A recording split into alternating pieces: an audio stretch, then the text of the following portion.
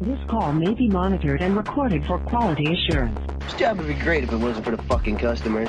We're always the stupid idiots who take lessons. Just calm down. Oh, fuck you! You can't handle the truth. This call may be monitored and recorded for quality assurance. In other words, be nice, asshole. Poor Andrew told Sophia the other day. He was like, we should go on a date. So she was like, okay. He was like, I want to go to a nice Italian restaurant. And she was like, Olive Garden? He was like, that's not a nice Italian restaurant. I mean, he's from, he's from Chicago. So he, they have decent restaurants there. So he was like, No. I was like, well, at least you didn't say Fazoli's. Like, Fazoli's is their breadsticks. Their breadsticks are the best thing. They're me the and my friend bomb. Barbara were just talking about that. I was telling her about him wanting to go to a good Italian restaurant, and Barbara even said, well, at least she didn't say Fazoli's. I was like, right, but they have good breadsticks. She was like, that's like the best thing on their menu. Their like, breadsticks are the bomb. Yeah. Oh so I was just like, yeah. So they went on their little date, and they were so sweet. They even brought me back a Dutch Brothers coffee. Aww. They were like, we brought you a Dutch. I was like, oh, thank you. This is their thing at night because Andrew stays with us. Right. There was a whole ordeal with like his sister and the apartments, and they were just like, he can't live here. So we were like, okay. Yeah. Plus he works with Avery. Right. So we were like, okay, and he doesn't have a car, so common sense, hey. Just have him stay over here. Then it's no big deal. They're very respectful. He helps out around the house.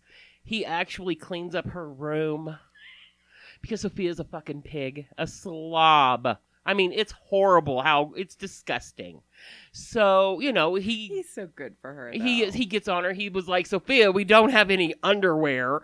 Don't you think we should do some laundry? And she was like, oh, I was just going to go to Target and buy some. And he was like, Shut you the don't fuck just up.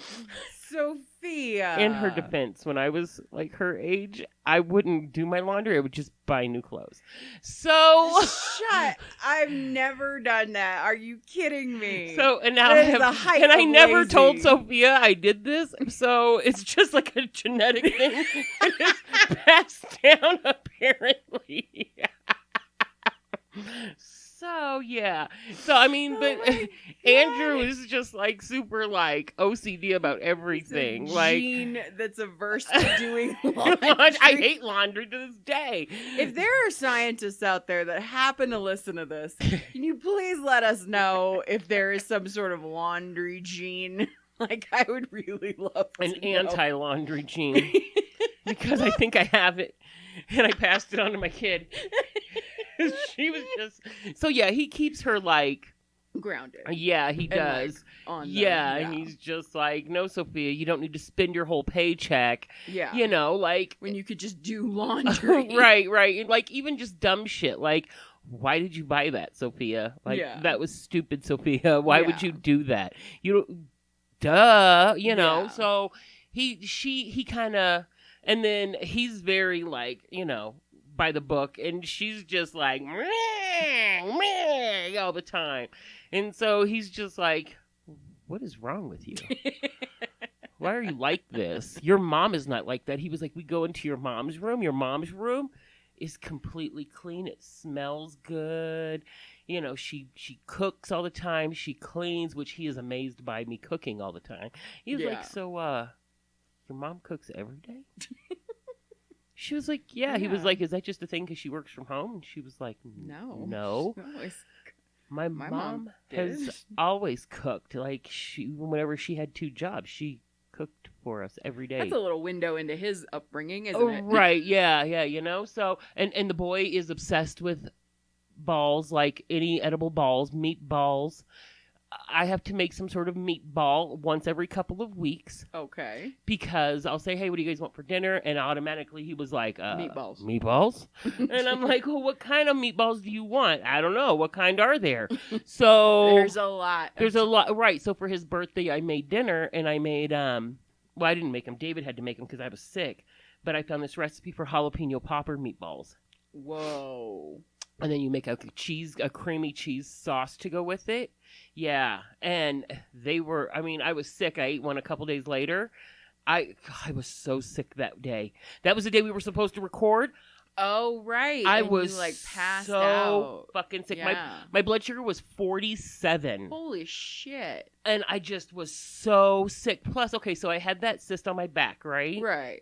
I got put on antibiotics and had to deal with that. Well, then it was starting to heal up. And then a couple weeks ago, I just got so sick. Right. I got so damn sick. I just was so like, it wasn't like a corona kind of thing.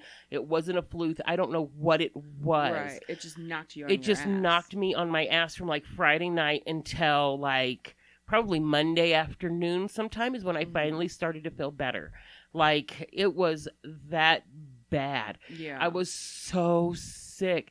And David was just like, I had a fever. David was like, if you don't get better, I'm going to take you to the ER. Something is wrong. Well, like we were supposed to record that day and you didn't show up, and that was very unlike you. So I was messaging you and you weren't answering, and I was starting to panic because I was like, if Tanya is like, even in the height of chemo, you would still, if you couldn't make it, you would message me. Yeah. And I was freaking out that you hadn't. So finally I just was like, fuck it. And I messaged Sophia and was like, where is your mom? What is going on? Is everything okay? Like, I was freaking because it's just so not like you. Yeah. And she was like, oh, she's still sleeping. I was like, what do you mean she's still sleeping? And she was like, she said she didn't feel good. She laid down. Do you want me to wake her up? And I was like, no, do not wake her up. But I need you to keep an eye on her because that does not seem right at all. And she was like, no, something's wrong. She's like, we're keeping an eye. I was like, okay, let me know if you guys need anything. But I was freaking out. Everybody in the house just David kept coming upstairs and looking at me, and he was just like, that's what Sophia said. She was like, we keep checking to make sure she's breathing. Yeah. I was like, oh, they kept God. like, I have never, even when I was like, so sick with chemo, I wasn't this sick. No. I was never this. I mean, I don't know what it was, but I was so sick I was crying. Right. Like that was, and I don't cry like that, I was just sick. I don't know what it was. So it's been a crazy ass couple weeks. Then my son decided he was going to have a few drinks and go on an internet search for his father, who I haven't seen since I was 6 weeks fucking pregnant with him. Because I left, he was a career criminal. I had to leave. I was 23 years old, and so I was just like, okay, So I wake up and there's a message from Avery at like 1, 2, 3 o'clock in the morning. It's a picture. And I was like, oh. So I sent him a message back and I was like, that guy's too young to be Mark. And because I've told him about his father. I've never said anything bad. I never did, even when I was married to Butthole, Sophia's father, before we got married, I never, I didn't say anything bad to the kids about them. Right. So you were always very conscious of that. Right. Your experience with their fathers. That was their decision to make. Right. That was their decision to make. Absolutely. So, and I did the same thing with Avery's father. I was just like, I just told him, but so he sends me another picture and it's an up-to-date picture. I was like, oh, fuck me running. So I was like, where'd you get that? And he was like, you'd be amazed what $20 on the internet will buy you. And I was like, what? So then he calls me and he was like, yeah, I found him. Wow. I was like, oh God.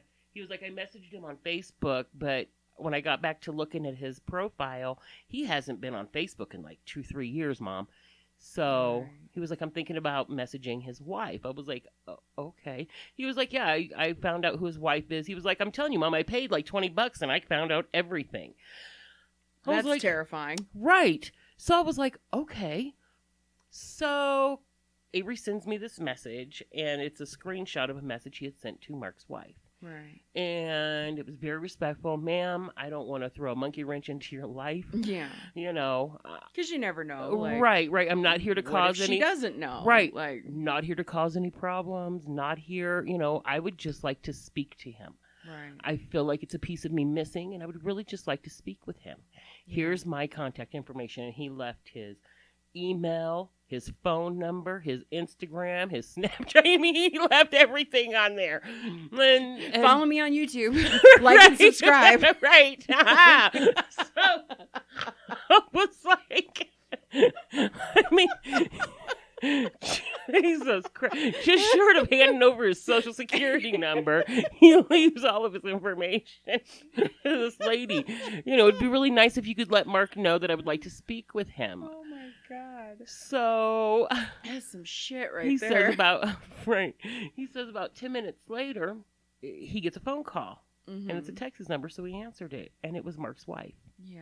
And she was like, I've known about you this whole time. Mm-hmm. Your dad has been carrying around a picture of you that he got from your godmother when you were a baby. Mm-hmm. He's been looking for you, but he couldn't remember your mom's last name. And he doesn't talk to Bobby and all of them anymore. Yeah. So he has been looking for you. She was crying. Avery calls me up. He's fucking crying. So Avery texts me at like that night at like 11:30, 12 o'clock. He was like, I just talked to my dad. Wow. I was like, really? He was like, yeah. So he calls me. He was like, Mom, we were on the phone for like 3 hours. He said, we have so many of the same interests. Right. He likes to hunt and fish. I like to hunt and fish. He said, and when you look at a picture of Avery. Oh, God. You showed me those next pictures. to Mark, I've always thought Avery looked like me. Oh, no. He looks exactly like Mark. Mark even was like, Mark was like, damn, you look like me 20 years ago, light skinned. I always think TJ looks like me, and then I see a picture of him next to George at the same age. Yeah. And TJ has confused pictures of George as a baby with himself. Yeah. Like, I always think TJ looks like me. They look a lot alike to me. Yeah.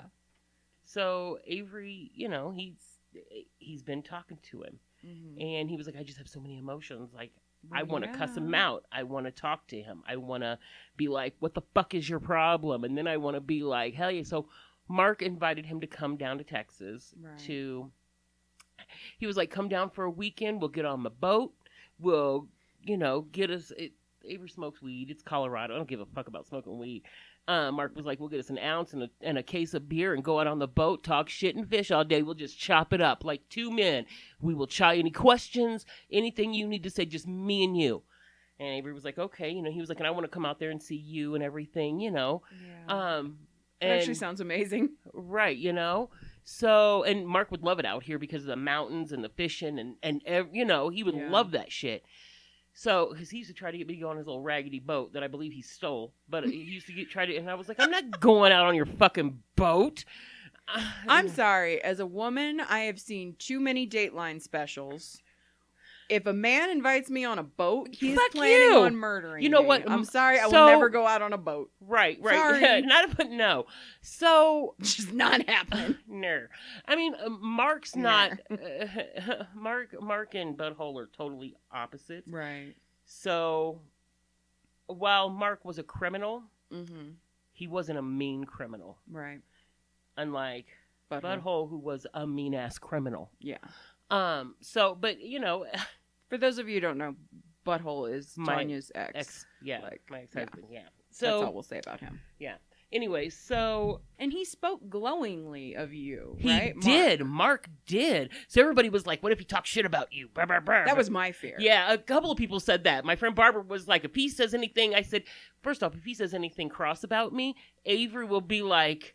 George said it. Because the day you were messaging me while this was all happening, I was home with George. And George was like, ooh, that man better be careful. And I was like, why? And he was like, because if he says shit about Tanya, like if he criticizes her in any way, he was like, Avery's going to freak out and he's going to fuck up the relationship before it's even begun. Yeah. Those were George's exact words. And that was my fear too. And Mark told him, your mom did the right thing. Yeah. He was like, and tell her she did a fucking amazing job on you. So, you know, they've been kind of, you know, talking and stuff. And I told Avery, if he comes out here, I mean, I'm not going to go out of my way to fucking see the guy. Right. I'm not going to drive to Texas and be like, hey, what's up? You know. Yeah. No, but I think it would be nice for Avery to know that for major events that you guys can be, like, in his life going forward. Because... because that's coming. Yeah. Speaking of major events. Yep. I wasn't sure if you were going to talk about it. I can cut it out if you want. I'm so excited. I can cut it out of the episode. No. By the way, welcome to Q's and Cucumber. Yeah. I'm Laura Mack. I'm Tanya Edwards. Okay. So there's another major event. Another major event. On the horizon here. I'm so excited about. I'm going to be a grandma. Woo! Oh, yay! So Avery, about a week after he found his dad, found out he was going to be a dad.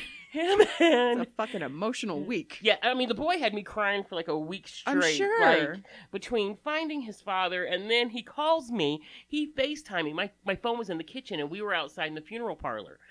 It's our sunroom. We call it a funeral parlor because it's decorated in the colors of a funeral parlor. Yeah. So I'm changing that, by the way. There you go. My phone rings. Sophia saw my phone was in the kitchen. And so she goes and gets it, and she was like, "It's your son." And so she hands it to me. And so I look at it, and I was like, "Hey." And he was like, "Hey, are you alone?" And I was like, "No." And so I, show my phone around the room, and everybody's like, "Hey, Avery," because it was just me, David, Sophia, and Andrew. Right. And he was like, "Can you go be alone?" I was like, "Yeah, sure." Okay. So you're like, "What's wrong? Who died?" I was like, "Oh, fuck, what now? What now?" So I go into the kitchen, and I sat down, and he was like, "So, this happened," and he holds up a positive pregnancy test. And I was like, "Oh, is that yours?" He was like, "Well, it's not mine. It's Hannah's." I was like, "What kind of figured that? If it was yours, there would be medical issues." I was like, "Okay." And he was like, "Yeah, so, you're going to be a grandma." I was like, "Oh, okay. And I was a little like, God, I hope it's a girl. Oh, I was a little shocked at first. Right. And then I had to like catch myself and be like, "Hey, you know what? It's a baby. Babies are always a good thing. Absolutely. You're going to be a fucking amazing dad. Yeah. Like, you're going to be fucking awesome as a dad." Yeah. Yeah, so I'll be a grandma. The due date is November 9th. Okay. We don't know what we're having yet. I say we because it's going to be my baby. I've already decided that if it's a boy, I'm buying him a crown and myself a tiara. And if it's a girl, I'm buying us both tiaras, and we're going to wear them everywhere. And she's not grandma, she's Glamma. I found some cute shirts. I found some really cute, like, onesies. And I found these baby bottles that look like a bottle of Jack Daniels, a Heineken, and a fucking Corona bottle. That's amazing. I know, right? Yeah, so I've got all this shit in my cart, and I keep messaging Hannah, like, "Hey, do you like this? Hey, do you like this? Hey, do you like this?" And, just stuff, because I'm worried that they're not going to be able to move in time for the baby. Right. So I've been looking at stuff that is, like, 3-in-1, right. That's going to... So I found a couple of things, but yeah, I have already started planning the baby shower. One thing that we did that I am so grateful that we did, like when we found out we were pregnant, every month we would go buy formula and diapers and then store it in the garage. Yeah. So by the time TJ came, like we barely had to buy anything. Like of those reusable things, like, or not reusable things, but disposable things, because we had it. So at first Sophia was not very... And Sam's, like, if it's the wrong size, even if you've used, like, some of it, they'll take it back and exchange it. Yeah. So Sophia, being the shithead that she is, the other day we called her a mental terrorist. Oh, God. Jesus. Okay. Yeah, I was like, wow. He was like, "She is, Mom. I was an asshole and I did some fucked up shit when I was a kid. But that girl, she's a fucking mental terrorist." It's like, wow. Because Sophia she can be very manipulative. Yeah. She can be very manipulative. Yeah. So I don't know, mental terrorist. Mental terrorist is what he calls her. There's an in-between manipulative and mental terrorist. But okay. So Sophia comes into my room the other night I'm like half asleep, and she was like, I have a good idea. And I was like, well, Do tell. Pin a rose on your nose. What? It's 10 o'clock at night. I'm trying to fucking go to sleep. You guys always come in my room with these fucking bright ideas. Or you come in at 11:30, 12 o'clock and ask me, do I want anything from fucking IHOP because you're having it Grubhub to the house. Jesus fuck. So I was like, what is your idea? And I'm thinking, maybe she's going to order off the fat girl in me. Maybe I can get some crepes. Order mama some strawberry crepes. She was like, I've decided I'm going to buy a case of diapers for the baby. I said, okay. You know, and because she's been looking at like world's coolest auntie or my auntie is the best, stuff like that, shirts, you know. Mm-hmm. So I was like, what? She said, I'm gonna buy a case of diapers. And every time Avery pisses me off or says something mean to me, I'm taking a diaper out. And then when they have the baby, whatever he's left with is what he's getting from me. And we'll just keep the diapers here. Okay, that, I will say, that is a little bit of mental terrorism. I'm not going to lie. She was like, that's so I'm fucked up to have somebody open a box thinking diapers and then be like, nothing. Right. Like, she was like, I'm going to. Fucked up. Right. With a little note, you shouldn't have been a dick. Like. Jesus, Sophia. So she was like, yeah, I'm going to buy a case of diapers, so I'm going to need you to give me your Sam's card because I'm going to go there and buy them. And I was like, okay, yeah, slut. Because when we went to Sam's the other day, she was checking out the prices of diapers and shit like that. Yeah. I'm going to take a picture of the box of diapers, and I'm going to tell him, every time you piss me off, you're mean to me, I'm taking a diaper out. She was like, and really, we'll just keep it here for whenever we have the baby. I was like, okay. She was like, so it's a multi-purpose prank, I guess. Right. Or threat. I'm not sure. I don't know what it is. But again, mental terrorist. The word. Okay. You know what, Avery? My bad. You might have wrong. been right. Might have been. Touche. Right, you got me. So I hold my hands up. My bad on that one. Right. So I was like, that's a real asshole thing to do, Sophia. She was like, well, maybe he'll learn to be a little less more of an asshole to people. And I was like, oh, fuck. Well, maybe if you weren't a mental terrorist, he wouldn't be an asshole to you. This feels like a snake eating its own tail kind of situation. She here. says, he tells me the other day, I always try to be nice to her, and she always has something shitty to say to me. It's like... I was like, you both do it. You both do it. So shut up. Right. Because believe me, y'all tested my inner gangster every fucking day. Every fucking day. I'm going to get you a t-shirt. This is don't test my inner gangster. He was like, and again, he goes back to, he was like, well, I was just kind of an asshole. Sophia was the mental terrorist. I was like, stop calling her that. Stop calling her that. I'm really curious to see Avery, because I remember like the Avery's teenage years and how much of a struggle that was for you. Like, because we worked together at the time and like day in, day out. And I remember at the time us all saying to you, like, one day when he's bigger, he's going to understand. And especially once he has a kid. Yeah. I am very curious to see how much it maybe clicks for him. Right. And I think some of it already has. Like, he's apologized a few times. Like, I was a dick. Yeah. Mom, I am so sorry. He was like, you know, I see this shit and I'm just like, wow. Mm-hmm. Every time you whooped my ass, I deserved it. He was like, why would I just throw all your dishes away? Yeah. I was like, right. Oh, my God. I remember that. Oh, my God. You were so pissed. Right. Instead of washing his dish, he would just throw them in the garbage. Like, same thing with silverware. So, I mean, it was, you know. So I had, like, one bowl, two forks, and a knife. God, like, that's all I had. So mad. Like, I had to buy fucking dishes all the time. Like, I was constantly buying fucking dishes and silverware.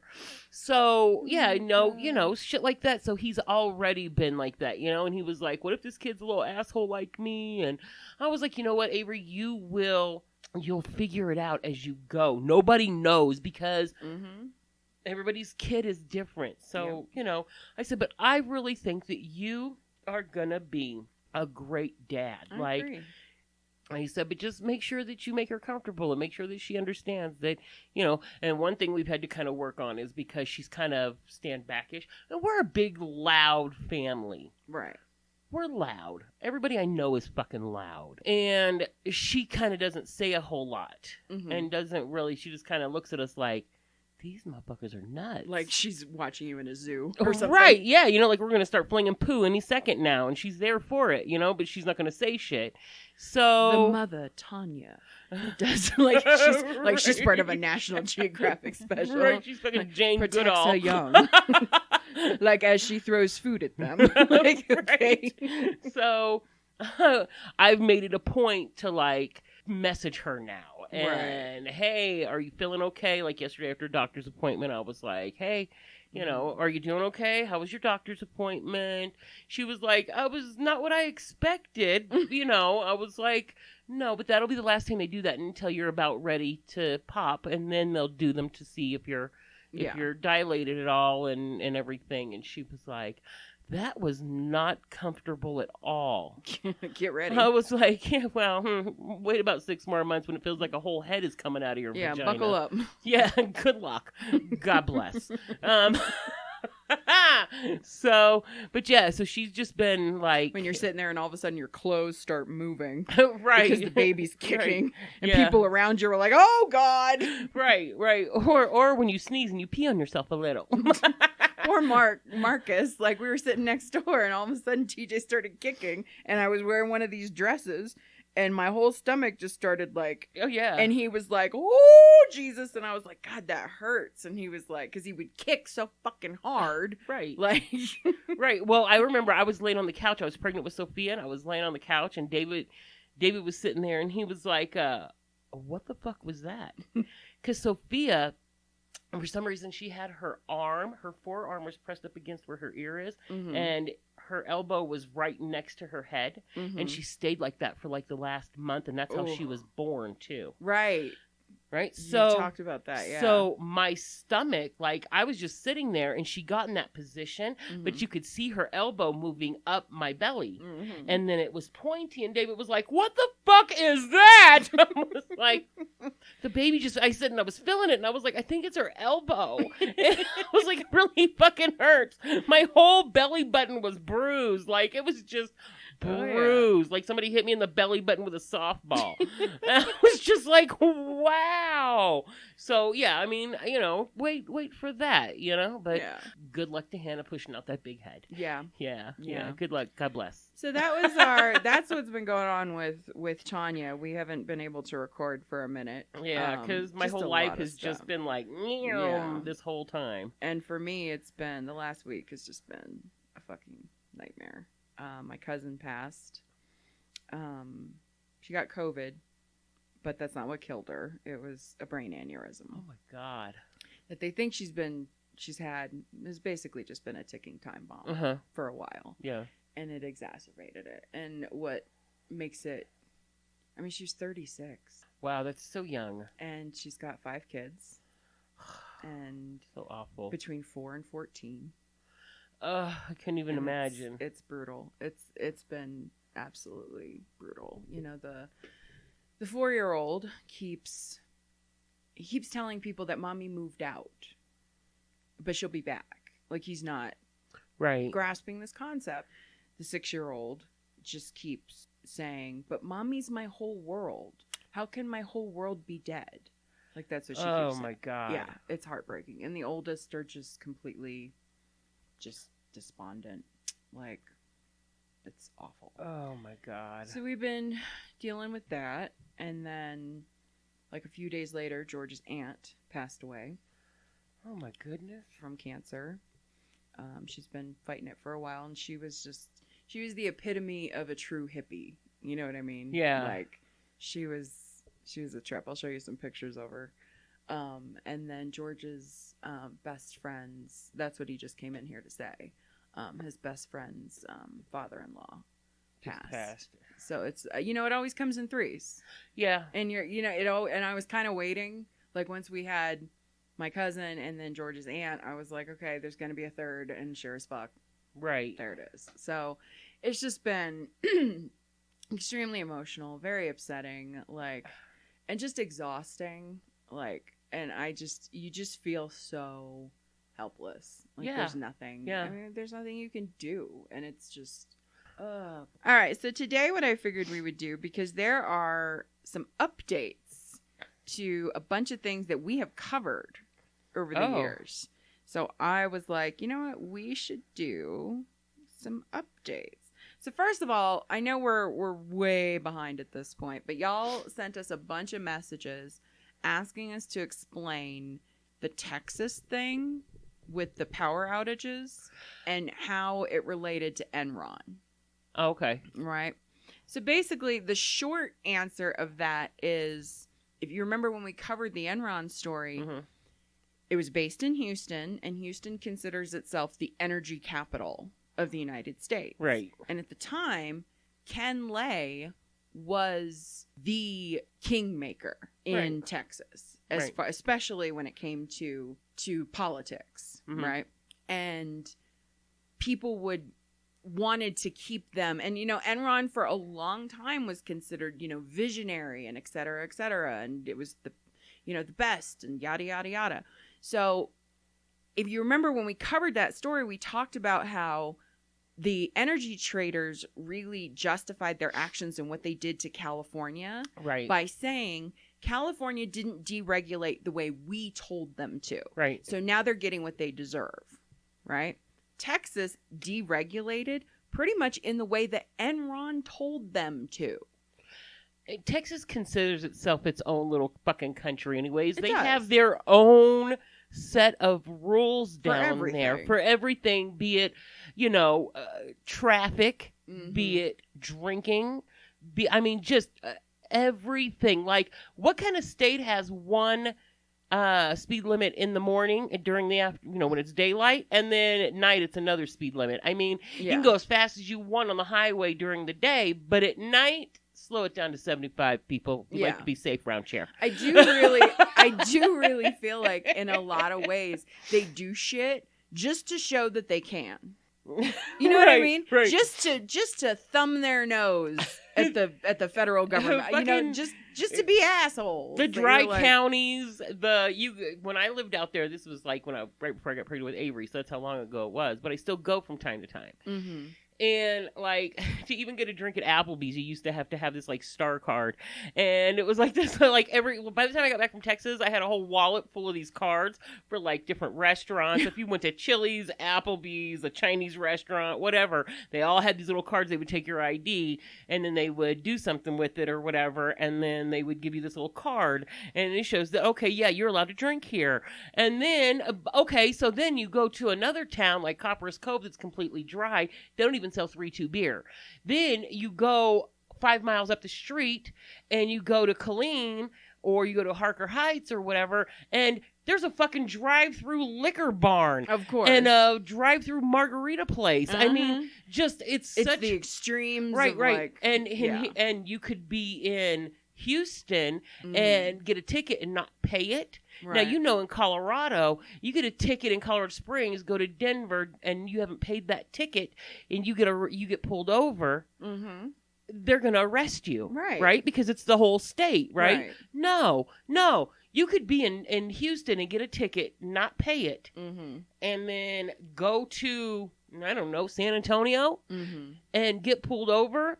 And they'll be like, go, let you go about your business because that's their shit. That don't have nothing to do with us. Right. It's so fucking weird. Yeah. The whole thing is weird. It's an odd state. But I like Texas. I like it. Yeah. Now here's what's interesting though. This popped up recently in the news, and it kind of jumped out at me. And this also has to do with the Enron thing.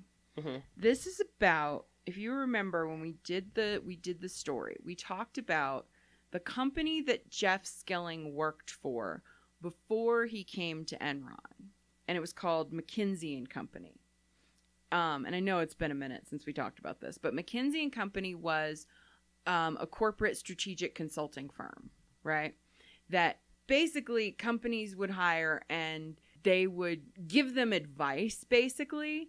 But if you remember, they weren't people who had actually done the work. Right. They didn't know how to do it. Right. For real. They just, delivered their advice as gospel from on high and expected you would go do it. And if it didn't work, it was, well, you did it wrong. Right. And okay, so I feel like I'm in that time warp right now. You're like, okay. I think I worked there. Like, okay. Now, here's what's interesting. I did not know this. So this article came out and I was fascinated. So I'm going to read a good chunk of it. So McKinsey & Company, one of the world's largest business consulting firms, has agreed to pay $573.9 million. Almost $600 million, right? In a settlement with 47 states, okay, regarding its role in aiding drug companies during the opioid addiction epidemic. Somebody needs to be held accountable. Yeah. Honestly, somebody needs to be held accountable. So I thought it was interesting the fact that when we talked about the Enron thing, right, that these guys, the same group of guys that told Enron, to do all this shit, right, that you're like, okay, but they didn't think. They really did not think about the long-term consequences. And that's what makes this company in particular, I feel, really dangerous because they don't give a shit. Right. So get this. So let me go into this a little bit more. McKinsey, quote, sold its ideas to OxyContin maker Purdue Pharma for more than 15 years, beginning in 2004, according to Massachusetts court filings, which note that McKinsey carried on efforts to expand opioid sales even after an affiliated company, Purdue Frederick, pleaded guilty to misbranding OxyContin, its flagship opioid. McKinsey was intimately involved in the drug maker's push to expand its market, according to the states, helping to fend off the Food and Drug Administration restrictions, and at the height of the epidemic developed a multi-point plan for the drug company to, quote, in their words, turbocharge sales of opioids. Okay? McKinsey also worked But it's a fucking crisis. A man-made crisis. Absolutely. McKinsey also worked for other companies that profited from opioids, including Johnson & Johnson and Endo, according to the legal filings, with the consultants earning millions of dollars designing and implementing marketing programs for the companies.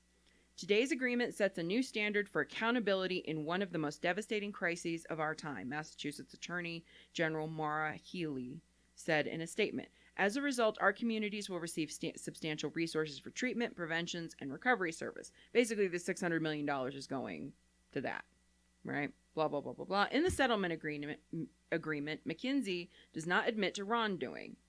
In a statement, Kevin Snyder, the global managing partner of McKinsey, edged towards an apology. Edged. Edged. I'll take a baby step. Yeah. We chose to resolve this matter in order to provide fast, meaningful support to communities across the United States, Snyder's statement said. We deeply regret that we did not adequately acknowledge the tragic consequences of the epidemic unfolding in our communities. With this agreement, we hope to be part of the solution to the opioid crisis in the U.S. Purdue Pharma declined to comment. The settlement is another humbling setback for a prestigious firm that billed itself as a, quote, trusted advisor and counselor to many of the world's most influential businesses and institutions. In other prominent cases where its clients have stumbled, McKinsey has been able to distance itself from trouble. So the consulting firm was a major force in the energy trader, Enron, et cetera, et cetera. But the opioid settlement makes clear that the consulting firm must remedy its conduct and dictates procedures for doing so. Evidence obtained in the investigation showed that McKinsey senior executives in 2018 discussed destroying documents relating to the opioids, to the firm's opioid work. The settlement requires the company to create a centralized document storage system that will contain client files. Oh, they were ready to just, like Enron, just shred it up. Shred everything, yeah.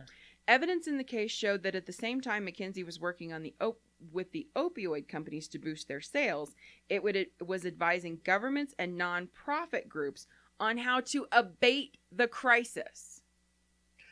They were getting paid on both ends. Right. Creating the crisis. And then getting paid to curb the crisis. Uh-huh. So all that money, almost $600 million towards treatment and everything else, right? Mm-hmm. That kind of shit just really irks my entire fucking soul. It irks my entire soul. So you're going to pay. So basically you caused a problem and now you've got all this money. Mm-hmm. You've got $500 million so that you can try to fix it, right? But you chose to take the shitty way and make a quick buck and ruin millions of lives in the process. And guess what? Make a fat fucking profit off of not just ruining lives, but trying to so-called fix the lives now. And then get the fuck out of here. And then writing a check and then to writing get a out check to get out of it. Yeah. Right. That kind of shit is what really pisses me off. You know what part pisses me off? The company has said it has fired the 2 executives who discussed destroying documents and instituted a new code of conduct. What? First of all, the fact you don't have a code of conduct is kind of, I mean, even where I work at, we have a code of conduct. Thank you. The Massachusetts lawsuit filed Thursday along with the settlement agreement lays out the extent to which McKinsey consultants worked with top management and members of the Sackler family, who led and owned the company in an effort to boost Purdue's opioid sales. McKinsey partners were part of a, quote, executive oversight team and project management office reporting to Purdue's executive committee, the Purdue board, and with the Sacklers individually, according to the lawsuit. McKinsey conducted market research, attended ride-alongs with Purdue sales representatives promoting OxyContin, and monitoring Purdue sales representatives. Early in their relationship, McKinsey advised Purdue that it could increase OxyContin sales through physician targeting and specific messaging to prescribers, the lawsuit alleges. These McKinsey strategies formed the pillar of Purdue's sales tactics for the next 15 years. The state's lawsuit alleges that McKinsey helped Purdue with multiple efforts over the years, including in 2008, McKinsey advised Purdue to, quote, band together with other opioid manufacturers to defend against strict treatment by the FDA. In 2009, after Purdue hired McKinsey to increase, quote unquote, brand loyalty to OxyContin. Brand loyalty. This is they're talking about this like toilet paper. Thank you. This is not Charmin or I don't know, like Kleenex versus the King Soopers brand. What the fuck are you talking about? To increase brand loyalty to OxyContin, it recommended that the targeting of specific patients, including patients new to opioids. And in 2013, in its effort to, quote, turbocharge sales, McKinsey recommended several initiatives, including focusing sales calls on high-volume opioid prescribers, pushing higher, more lucrative dosages, and trying to distribute OxyContin directly to patients and pharmacies to address, quote, product access problems. I am sickened. They're talking about this like it's French fries paper. Or something. Yes. I mean, come on. Like it's not McDonald's versus Burger King and where to put the next location. It's people's fucking lives. It's just gross. It's absolutely disgusting. McKinsey told Purdue that all recommendations were, quote, industry best practices, saying it in a July 18th, 2013 report to Purdue's board. These ideas are primarily about implementing industry best practices and execution. These best practices can be adapted for Purdue and rolled out quickly. The board took McKinsey, a top consulting firm, at its word.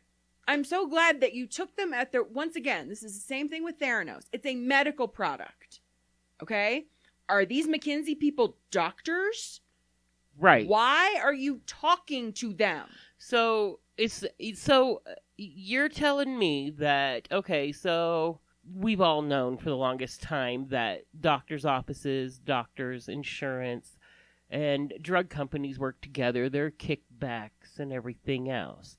So, and this is something that I really believe. Like, I've been trying to get my insurance to pay for gastric bypass. Right. And they won't. They said that it's fucking cosmetic. Mm-hmm. They told me it's which is insane. They told me it's cosmetic. It's cosmetic. The fact that right now the biggest like indicator that of people who will pass from COVID is being overweight. I'm overweight. It's not cosmetic. I have diabetes. Yeah. So insane. you only need one. You only need Right. one to be able to qualify for Gastric bypass or gastric sleeve or whatever they're going to do, right? Mm-hmm. You only need one. I have two. Mm-hmm. So the way I feel is, okay, so that's my cure, right? Mm-hmm. But I don't know. I just really feel like gastric bypass might help. I don't know. Anyways, I don't know. But but you would lose my money for my diabetes medications. Yeah. My Tragenta, my Metformin, my Ploglazone, whatever It's the the hell it's Chris called. Rock joke. Like, You there's no know? money in the cure. There's money in the medicine. Right, and so think if okay, so I'm one diabetic, right, who's overweight. There are diabetics out there that are not overweight, so don't. But there Don't are come plenty at of us. fat people out there that don't have diabetes, Right. and that shit pisses me off too. Anyways. Because I watch My 600-Pound Life all the time. And those bitches, and they're legit. You're like, how do you not have How diabetes? do you not fucking have diabetes? It really is annoying that something that would help me be healthier and help me, even if I did the balloon or whatever, it would still maybe help me lose a little bit of weight to get back on track. I mean, I've lost a shit ton of weight in the last couple of years, because I was getting quite large there for a minute, before I got sick. And because I was up to 347. Right. So, I mean, that's a lot. And now I'm not near the 300s anymore, Right. which is good. Which is but, awesome. But I need a little help, Right. To kind of keep it going because I struggle with it all the time. So what they're telling me is they would much rather take a risk of me getting now high blood pressure, heart disease, my diabetes moving to type 1, or whatever else happens with fat people, whatever else they pin on you, on top of They pin on whatever like a else murder. right. Whatever disease, whatever other fucking disease they want to throw in your chart, you would much rather do that than have a healthier person. This entire healthcare scheme, because that's all it fucking is a scheme. Well, yeah. Is rotten to the core. Oh, yeah. Well, especially reading through this, I'm like, wait a minute.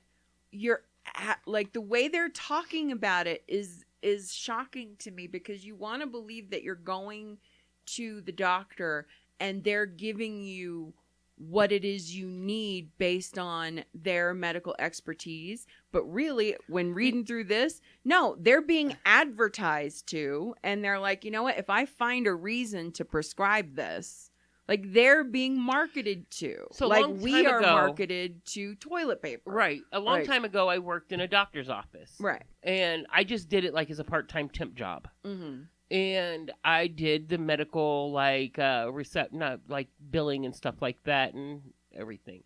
But at least in a 5-day work week, at least 3 to 4 days out of the week, we had medical, like, pharmaceutical reps that would come in, medical supplies, drugs, all that stuff. I mean, the guy who supplies the fucking gloves, all of them. Right. And they would come in and they would bring samples, they would bring food, Starbucks, I mean, just gift cards. And then they would have like a little 15, 20-minute presentation sometimes. Sometimes it would just be with the doctor. They would have like a little one-on-one chit-chat or whatever. Right. But that's, I mean, It's scary. It's bribery. Yeah. Here, we're gonna butter up your entire office so they think that we're great people. Right. And then we're gonna talk to the doc and to the purchasing managers and to everybody else, the office managers and stuff. And we're gonna make y'all start using, you start using our product. And guess what? For every 10 you get, we're going to give you X amount of dollars or this kind of kickback. And it's just going to be lining your pockets. That shit should be illegal. Absolutely. All right. So that's the McKinsey story. There is a crazy ass update on the Theranos story. Oh, Lord, that bitch. That crazy bitch. Okay. So there's two major parts. So the first thing is this bitch, God, Damn. Okay. So this article, I did not paste where it was from, so I apologize to the writer of this article. But this is the mystery of what happened to critical evidence. Okay? This is crazy. Critical evidence proving Theranos' blood technology didn't work deepened when Elizabeth Holmes blamed the government for what she calls a, quote, investigative failure. In a filing late Tuesday, now this article is a little bit older, so this happened a few weeks ago. In a filing late Tuesday, attorneys for Holmes shot back at prosecutors on a motion to exclude evidence of so-called test results, saying that they are at fault for losing a database. How do you lose a database? Thank you. It's not like your keys, an earring. Sorry, I lost it. Where did it go? How big is a database? How do I misplace? I misplaced my database. If I was a database, where would I be? Okay, where was the last place I saw? Guys, have you seen my database? I really need it. Stop fucking with me, guys. Fuck. You lose a whole fucking database. Honey, where's the database? Did you look behind the milk? You had it last. Oh my god. Oh my god. Told you to put shit back when you're done using it. Thank you. It was called the Laboratory Information System, or LIS, which contained 3 years worth of accuracy and failure rates of Theranos tests. Rather than accept responsibility for that investigative failure and the resulting evidentiary holes in its case, the government has chosen a different path. Holmes's attorneys write, adding, the government has insinuated that the loss of the list data reflects on Ms. Holmes' supposed guilt, even though she had nothing to do with it. The reason the government lacks this evidence is because the prosecutors sat on their hands for years before attempting to acquire it, and then sat on their hands again after acquiring it. They are entirely to blame, attorneys for Holmes writes. The reason that the government has built its case on this teetering card house of irrelevant evidence is that it lost, or worse, did not want to analyze pre-indictment the actual evidence of testing results in the case, Holmes's attorney argued. However, the prosecutors alleged that Theranos executives destroyed the list system that proved her blood testing product was inaccurate.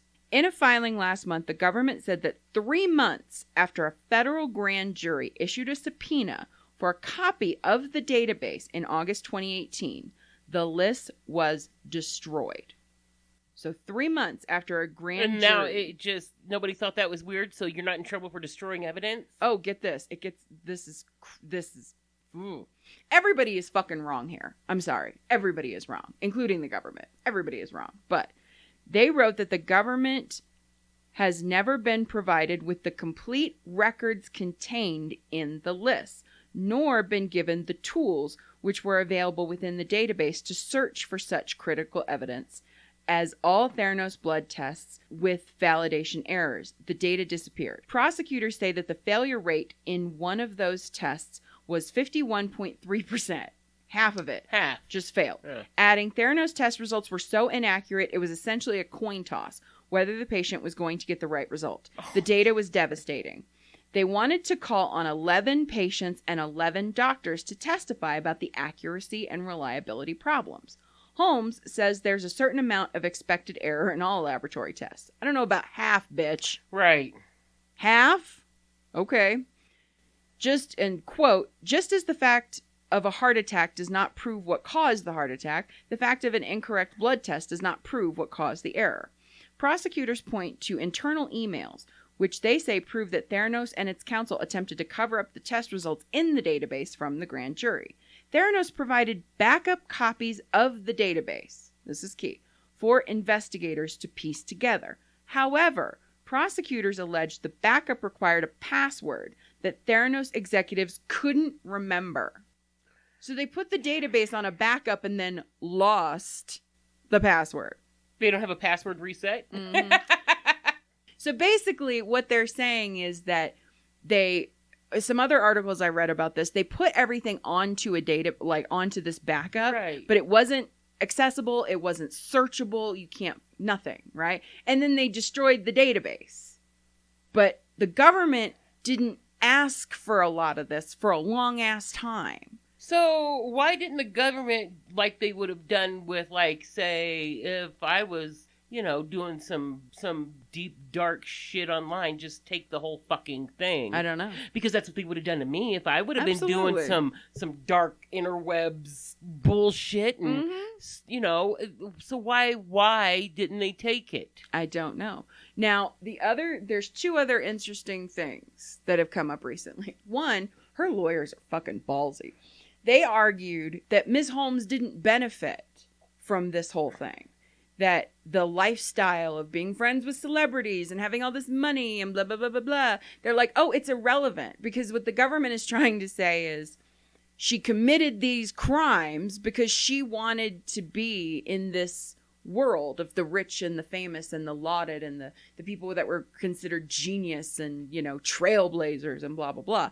And her lawyers are sitting here going, no, that's not relevant. Why? Why isn't it? Why else would she? Yeah. I mean, it's not like she had some great mind and she was just struck by the ability to, or the need or want to make the world a better place or to help people in need. She wanted to be or anything. perceived as She that. wanted, right. She didn't do, especially because she made a product that was bullshit. It was basically fake. Absolutely. Like, it was fucking fake. Absolutely. Here, I have this smart water. Here, drink this, and you're gonna have the IQ of what? Einstein. Yeah. Right. You know, It's here, stupid. this is smart water. You know, and I'm. The Yeah. fuck? It's dumb. No. Now, the thing that just came out about a week ago, if you remember at the very, very end of our Theranos series, I talked about how she had recently gotten married. Right. To some young guy, some young heir person, right? And at the time, the theory was she was going to try to get pregnant to be a pregnant woman on the stand. Guess who's pregnant? Oh my God. You know what? And guess when now here's the thing. Her trial is set to start in July of this year. Right. Right? Guess what her due date is? Oh, fuck what? July. Oh, God. So now they've pushed off. They just told the judge at the beginning of March that she's due in July. So she's 5 months pregnant right now. And they didn't say anything. They waited, right? And now her doctors are saying, oh, to put her through this trial any sooner than 6 weeks after giving birth is just too aggressive and will put her at risk.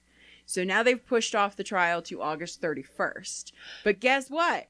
All these articles I read about it, they flat out said it looks fucking suspicious because now you're going to tell me that you're going to convict a brand new mother and take her away from her baby.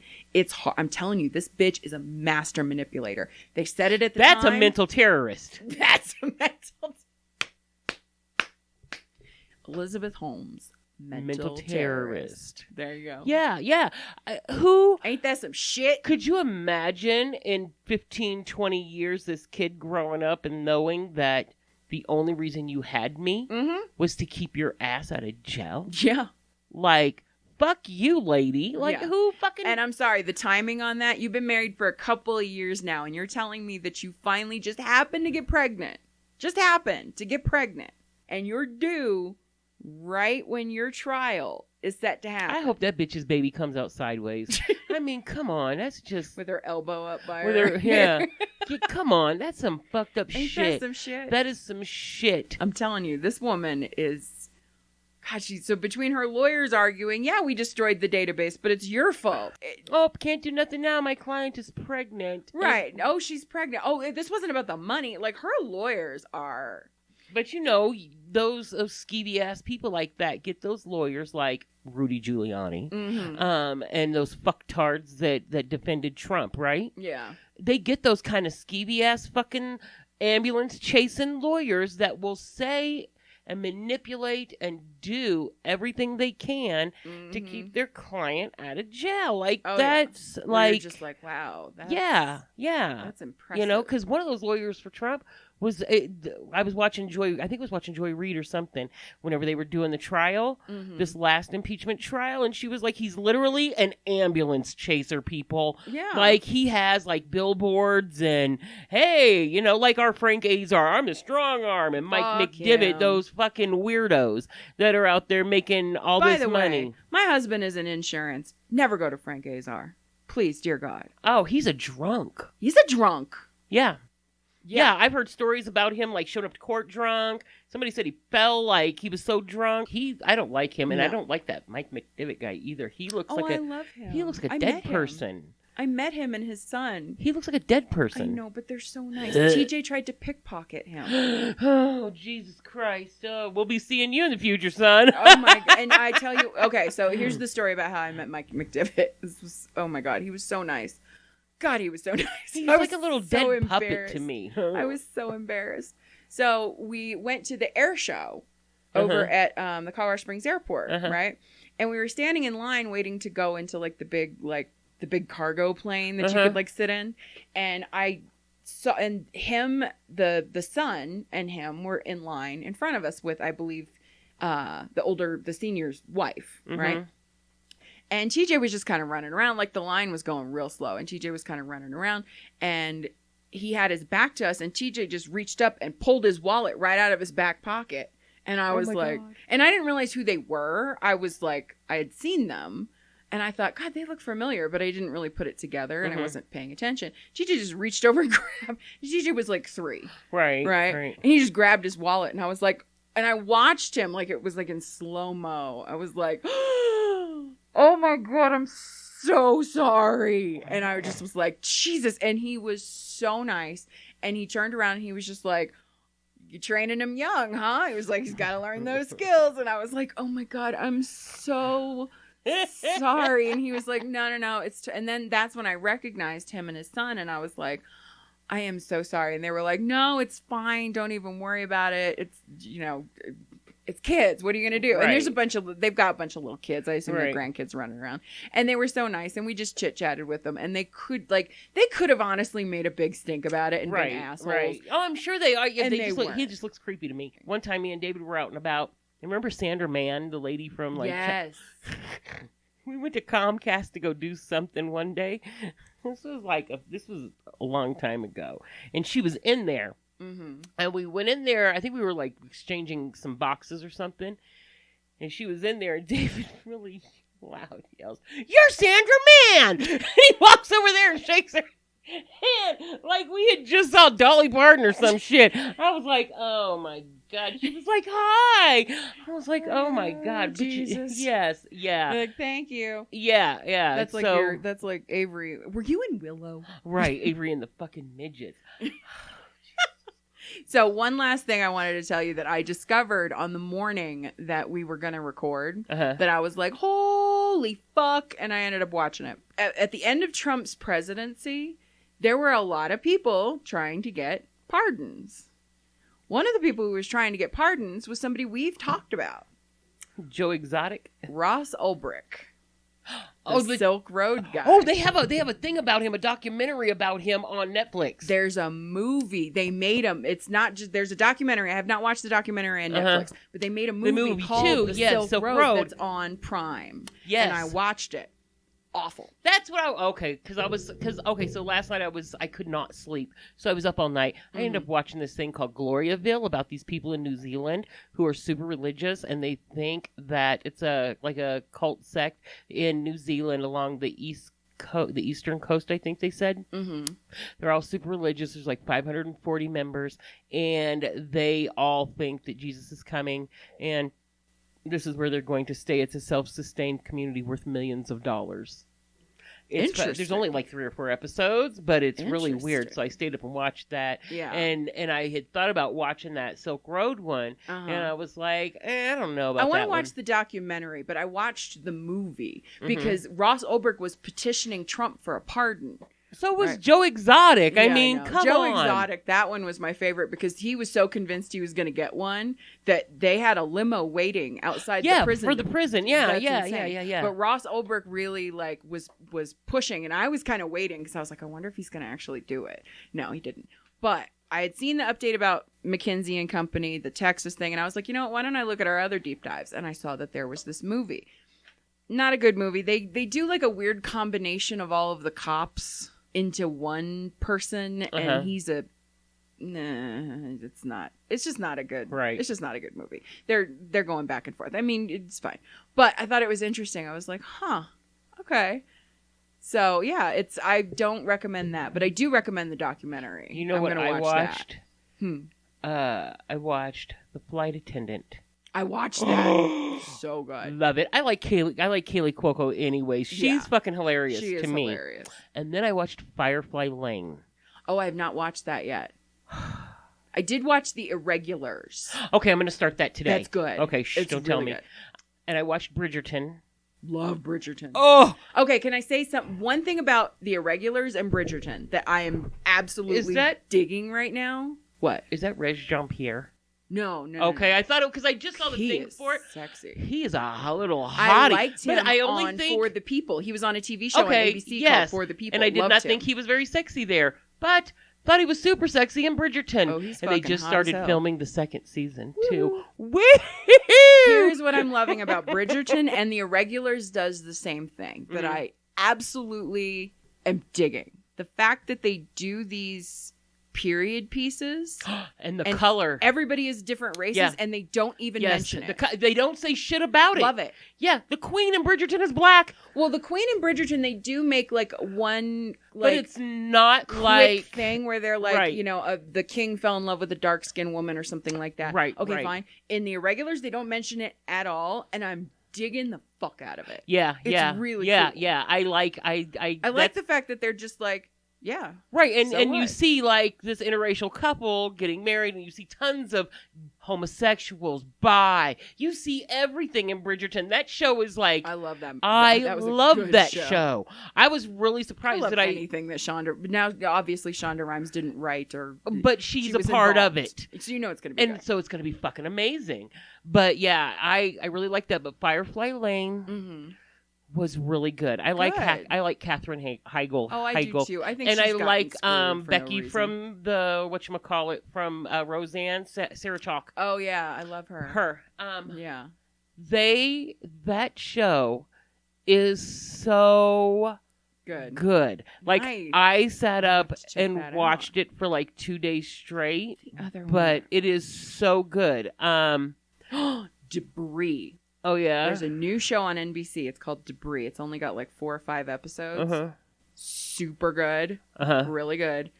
The Equalizer, the new show with Queen Latifah, who Queen Latifah plays Denzel Washington's part. Yeah. So fucking Clarice. good. Clarice is good. Clarice is so good. Oh my God. And then I can never say the word right, prodigal son. Haven't watched that yet. Creepy as shit. Okay. But really good. Yeah. Yeah, it's really good. I watched that one too. Sorry if you're hearing TJ, what the hell are you doing? Having a good time, bitches. Apparently. Sorry if you're hearing my son just lose his shit. But I'm telling you, if you get a chance and you have, you know. Oh, and then there's this documentary. It's kind of old, but it's called Crip Camp. I saw that pop up again. And I love this documentary. It's about like back in the 60s, 70s, this camp that was for disabled kids, and they had no means, no ways, nothing, but they made it fucking work. It Crip. I was thinking it was like gangs or Crips, something. Right? No. Oh my God, that's awful. Crip Camp. No, but it is so cool. Like it really is cool. Like I watched that, all the American Horror Stories. On Amazon Prime, there's Flack. Flack with the girl from Anna Paquin from True Blood. It's like a dirtier version of Scandal. Oh dear. If Olivia Pope was a drug addict. Oh. Really so cool. I get on these kicks and I just watch documentaries all day. Yeah, I know. I don't know why. Documentaries are the best. And I really I'm a hag from back in the day. Have been forever. I'm still a hag. Nothing wrong with that. But I watched. Do you know who Divine is? Oh yeah. I watched a documentary about Divine. And it's called Divine. It's on Netflix. Oh, I have to watch that. It is so I love Divine. fucking good. Like, oh my God. just what he went through. Yeah. And finally getting his parents, his mother, to come to terms with who he was. Yeah. And what a giving person he really was. Yeah. And just that documentary was so good. And I watched another one yesterday called Circus for Books. Okay. And it's about this family, Jewish family from California. Very average looking. I feel like I saw the 3 preview kids. for that. The kids don't know what the parents do. They just know they have a bookstore, right?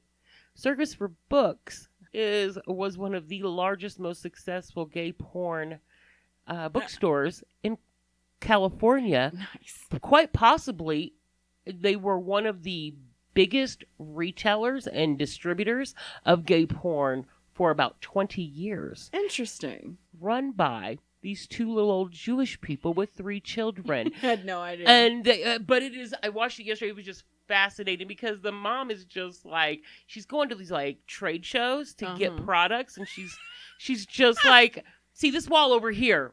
I can see it but not pay attention to it. And it was just full of dildos, right? Every shape, color, size, fashion, everything, right?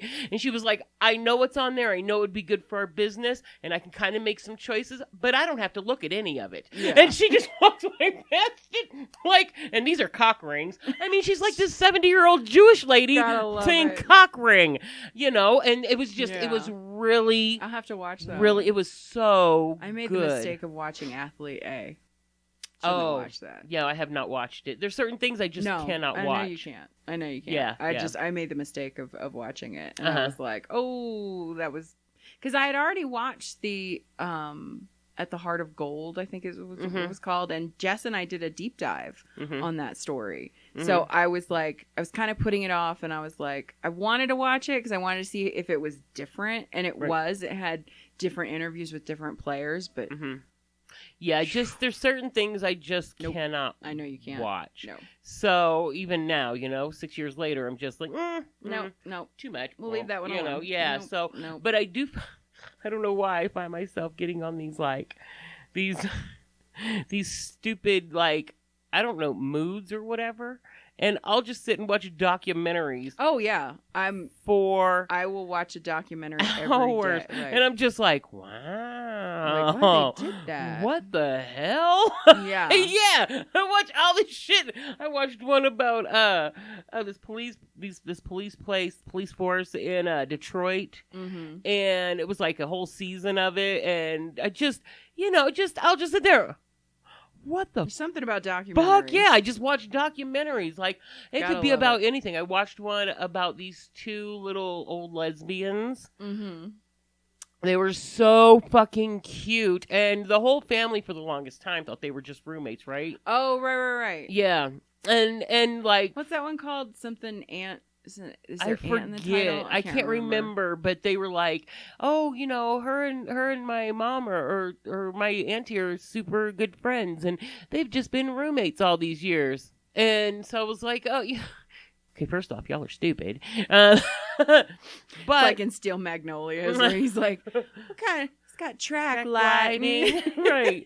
Yeah, but that one was really good. I'll just go and I'll just start watching. Oh, that one looks like I watched that one about those weirdos in New Zealand. And I watched what was it? Evil Genius. What is that about? That's the one with the lady who put the bomb around the guy's neck and made him go. Oh, yeah. Like bang. And did you see they're making a movie about Jeffrey Dahmer? And Evan Peters is going to be Jeffrey Dahmer. Really? Bitches, I can't wait. That should be interesting. And it's going to have Nene Leakes on it. Ooh, God, I love her. And somebody else, I can't remember who, but Evan Peters is playing Dahmer. Nice. I know. And it's going to be by the same people who do American Horror Stories. Nice. And Evan Peters is coming back for the next season of American Horror Story. I'm super bummed because I really thought, what's her name? Kate McKinnon was supposed to play Elizabeth Holmes. She dropped out. I love her. I will watch Kate McKinnon do anything. I really don't care. Right. Her comedy I and the way her. she carries herself is just so it's It's unique. Right. And it's endearing in a way that is just, God, I love her. I right. love her so much. Yeah. So, yeah. But, yeah, because I can't wait. I showed Sophia and Kiki the thing for the Dahmer movie. Yeah. And both of them were just like, because both of them refused to watch this last season of American Horror Stories because he wasn't in it. Right. Evan Peterson isn't in this one.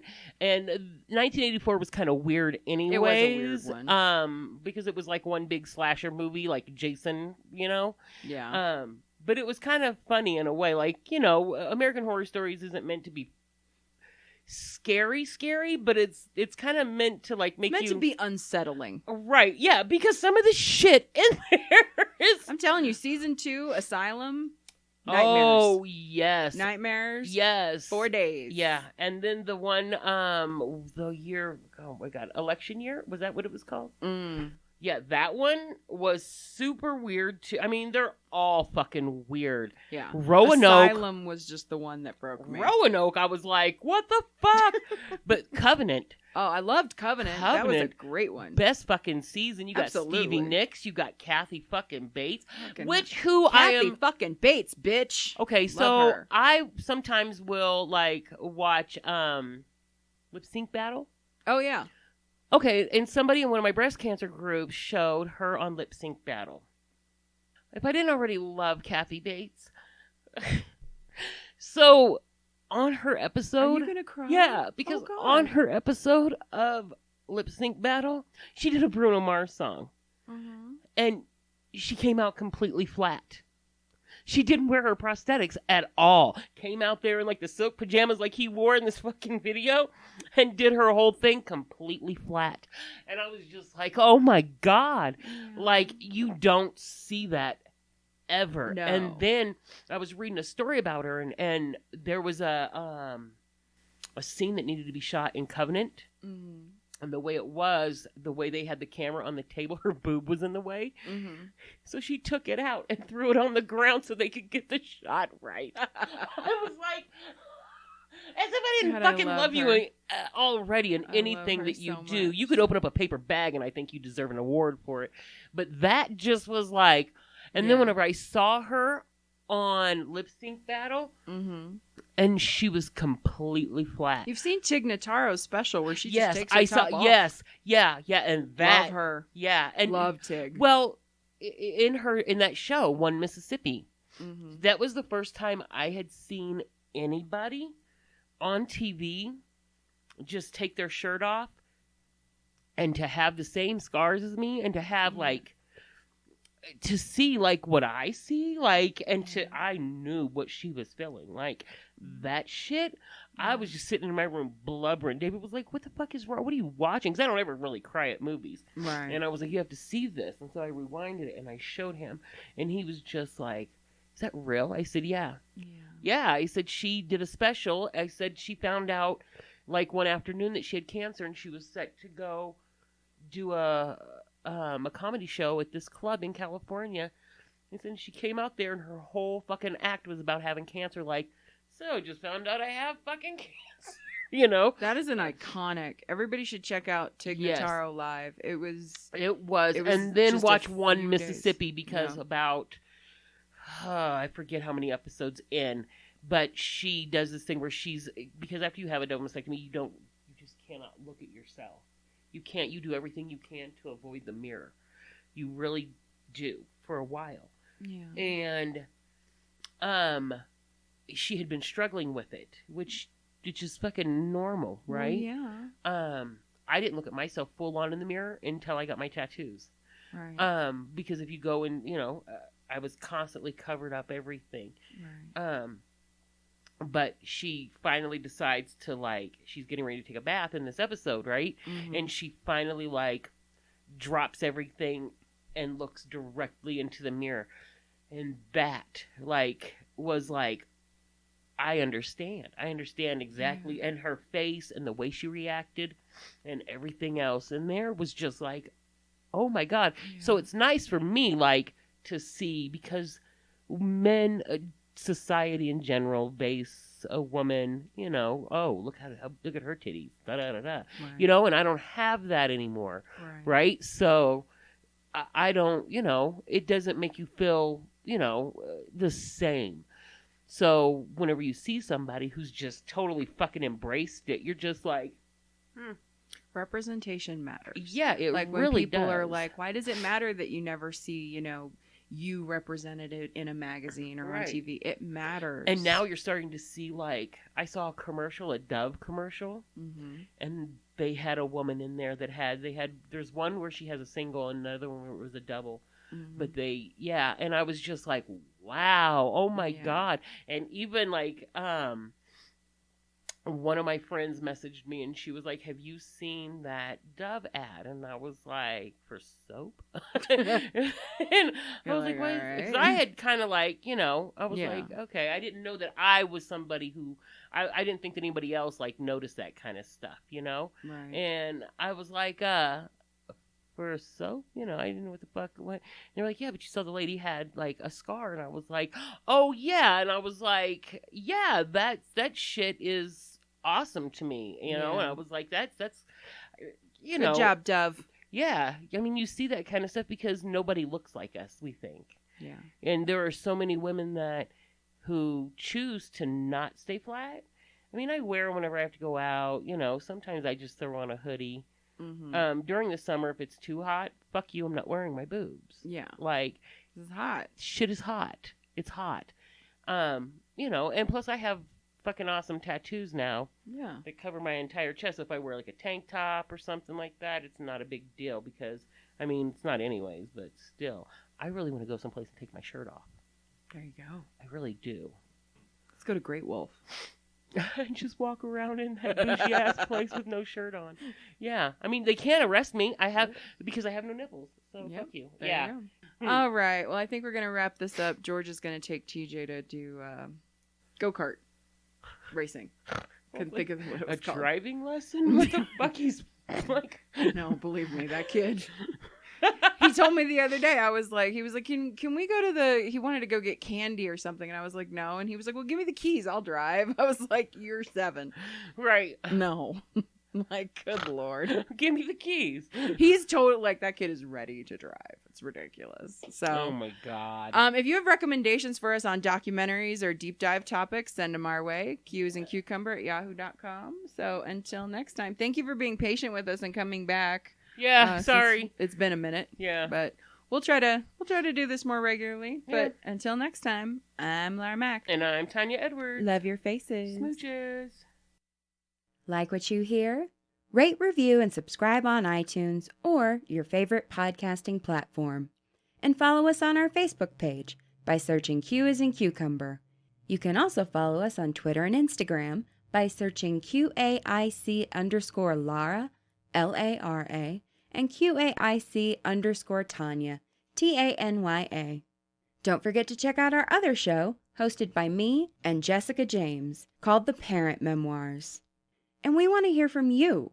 Share your stories by emailing us at qasandcucumber@yahoo.com, and you might just hear your stories on a future episode. Love your faces.